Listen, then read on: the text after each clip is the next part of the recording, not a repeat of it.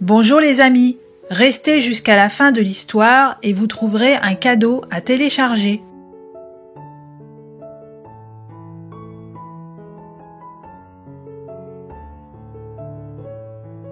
Ce conte traditionnel brésilien met en scène une rusée belette de la forêt tropicale qui, pour sa survie, va endosser le déguisement du mythique serpent à plumes.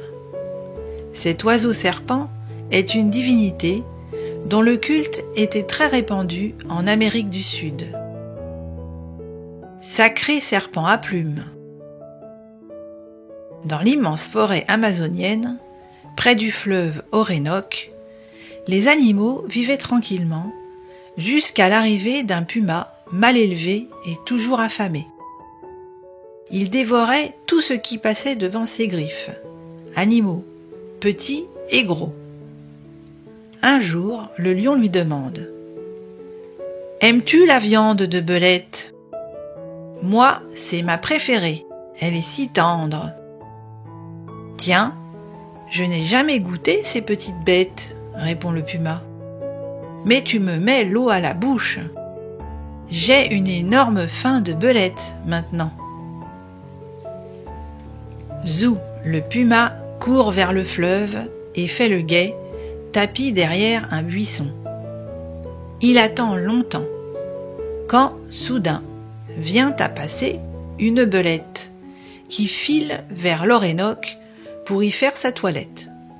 « Oh oh oh, cette tendre petite bête est à moi !» se dit le puma.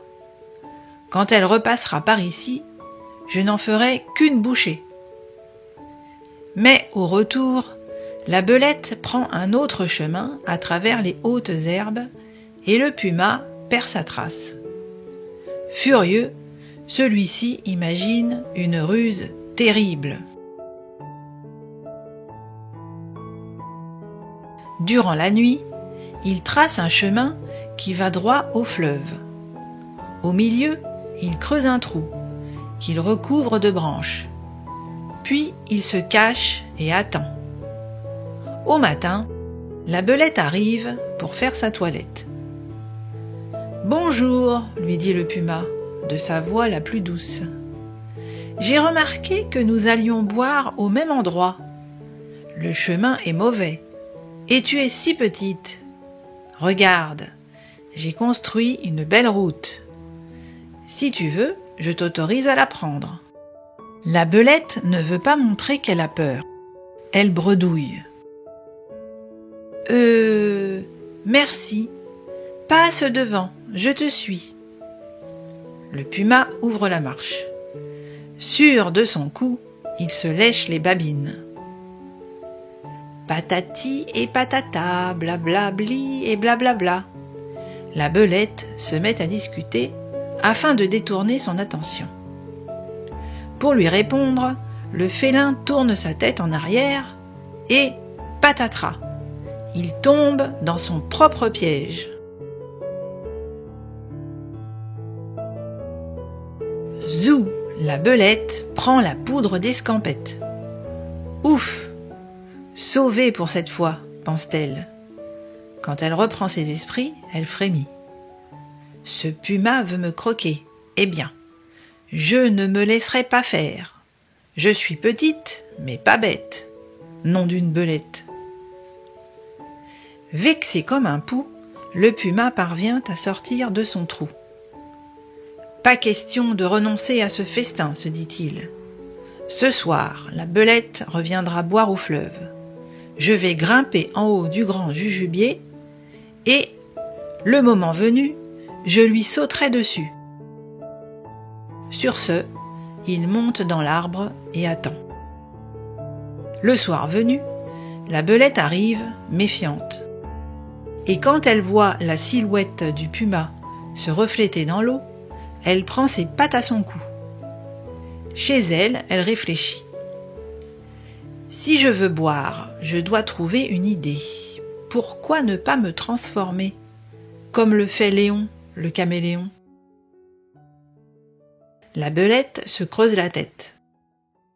Ma grand-mère disait « Mieux vaut demander conseil ». ce qu'on ne peut réussir tout seul devient possible à plusieurs. Alors, la belette réunit tous ses amis. Chacun donne son avis. « Moi, dit la tortue, je veux bien te faire une place sous ma carapace. »« J'ai une meilleure idée, s'écrie l'urubu. Si chaque oiseau t'offre quelques plumes, tu pourrais te déguiser en serpent à plumes. »« Tu es gentil, urubu, dit la belette. Mais quand le vent soufflera, mes plumes s'envoleront. Et comment ferai-je pour me baigner avec ? Je vais donner quelques coups de bec dans l'Évéa, propose alors le pivert.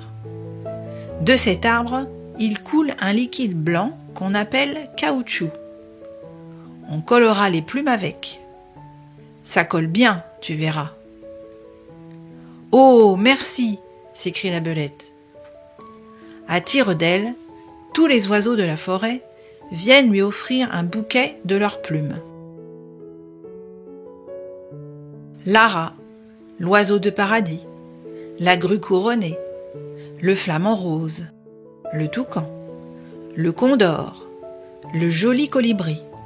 « Comme tu es belle !» s'exclame le lapin. « Ton plumage a les couleurs de l'arc-en-ciel !» dit la tortue.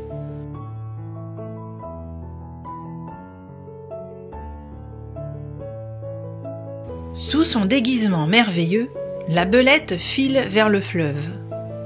Serpents, iguanes, libellules et caïmans se retournent pour l'admirer. Sur son passage, les fleurs exotiques s'inclinent même pour lui faire la révérence. Quand la belette arrive au fleuve, le puma crie du haut de son jujubier. « Qui es-tu, toi ? Je ne t'ai jamais vu. Tu ne serais pas la belette déguisée ? » « Je ne suis pas une belette, je suis un serpent à plumes, » s'exclame la rusée. « Tu te moques de moi ? Plonge un peu pour voir. Je suis sûre que tes plumes vont partir avec le courant. » La belette se met à rire. « Hé hé, j'ai gagné !» Elle plonge dans le fleuve, se lave le museau et les pattes, et, grâce au caoutchouc, elle ne perd pas une plume. « Merci, gentil pivert !»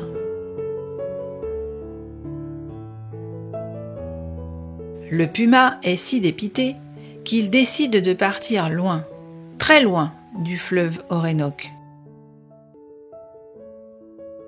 Mais avant de s'en aller pour de bon, il va trouver le lion et lui dit « Mon cher, tu as vraiment mauvais goût.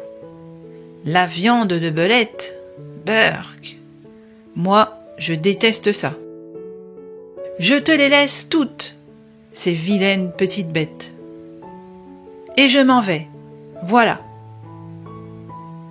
Fin de l'histoire.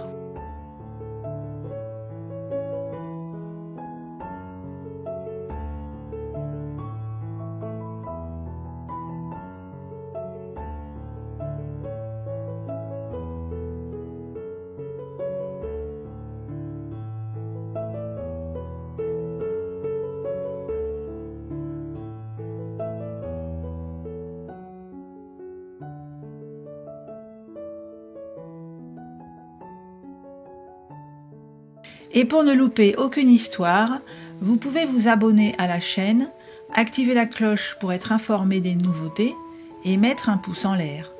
À très bientôt les amis!